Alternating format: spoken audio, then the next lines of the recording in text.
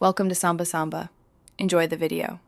You need to act now. Check the hub's power and LED indicators and make sure cables are fully seated. Swap in a spare cable if uncertain. Next, verify the Wi-Fi SSID and password, plus any MAC filtering or device whitelist on your router. Restart devices in order. Power down the modem, wait 60 seconds, bring up the modem, then the router for 30 seconds, then the hub.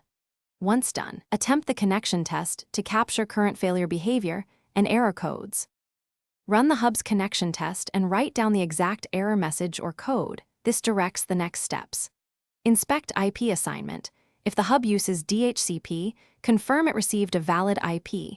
If static, verify gateway and DNS entries. Reserve the hub's IP on the router to prevent conflicts. Temporarily disable router firewall, UPnP, or parental controls while you test, and try both too. 4 GHz and 5 GHz networks. Some hubs prefer one band. After changes, rerun the test to see progression. Once tests show improvement, restore security features one at a time and confirm the hub still connects. This isolates the offending setting.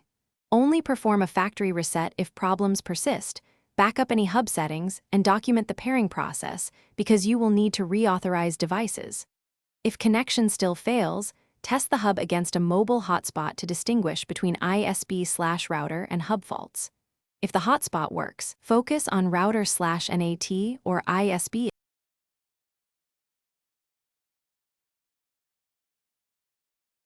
Thanks for watching. Consider subscribing if we helped you.